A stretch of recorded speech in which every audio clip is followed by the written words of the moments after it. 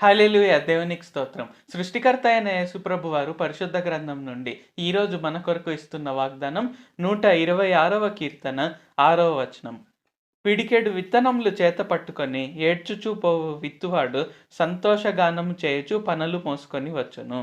So, ఈరోజు వాగ్దానం గనుక చూసుకున్నట్లయితే ఏంటి, యేసుప్రభు వారు ఈరోజు మనలో అందరితో మాట్లాడుతున్నారు. ఏంటంటే, మనలో చాలా మందికి ఆర్థిక సమస్యలనేవి ఉండవచ్చు. అంటే, మనం మందిరానికి వెళ్ళినప్పుడు కావచ్చు, మనం దేవునికి కానుక వేయాలనుకున్నప్పుడు కావచ్చు, మనకంతగా డబ్బులు లేకపోవచ్చు. సో, మనం ఏమనుకుంటాం, దేవునికి కానుక వేయడానికి కూడా నాకు డబ్బులు సరిపోవట్లేదు అని మనం ఏడుస్తూ మనము మన దగ్గర ఉండే డబ్బుతో మనం కానుక ఈరోజు ఇస్తుండవచ్చు యేసుప్రభు వారికైతే. ఆయన ఏం చెప్తున్నారు, నేనక్కడ మీ హృదయాన్ని చూస్తున్నాను. పిడికెడు విత్తనములు చేత పట్టుకొని విత్తువాడు సంతోషగానంతో పంటలు కోస్తారు. సో, మీరు ఈరోజు ఏదైనా విత్తుండవచ్చు. అంటే దేవుని మందిరంలో దేవునికి మీరు ఎంతైనా కానుక ఇచ్చుండవచ్చు.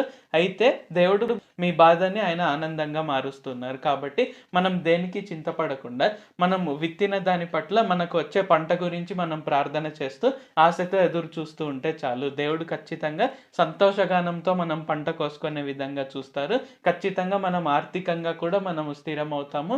ఖచ్చితంగా ఎటువంటి ఆర్థిక ఇబ్బందులనేవి లేకుండా మనకు ఏ ఏ అవసరాలైతే ఉన్నాయో ఆ అవసరాలన్నీ మనం తీర్చుకోగా ఇంకా మిగిలిపోయే విధంగా ఆయన ఖచ్చితంగా చూడగలుగుతారు. ప్రార్థించుకుందాం. ప్రభువా, దేవా, సర్వాధికారి, మాకు ఇంకొకసారి ప్రార్థించుకునేందుకు అవకాశం ఇచ్చినందుకు వందనాలు తండ్రి. మీరు మా కొరకై చేసిన ప్రతి ఒక్క మేలుని బట్టి మీకు వందనాలు, స్తుతులు, స్తోత్రాలు తండ్రి. పిడికెడు విత్తనములు చేత పట్టుకొని ఏడ్చుచూ పోవు విత్తువాడు సంతోషగానంతో పంట కోస్తారు అని తెలియజేశారు తండ్రి.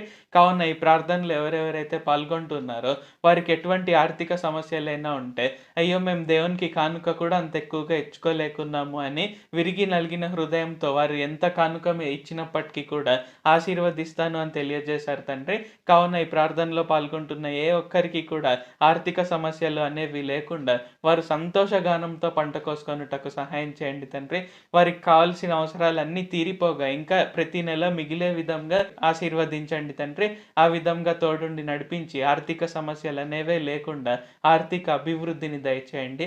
నజరేయుడైన సర్వశక్తిగల యేసుక్రీస్తు నామములో ప్రార్థిస్తున్నాం తండ్రి. ఆమేన్. Thank you Jesus. దేవుడు మిమ్మును ఆశీర్వదించును గాక.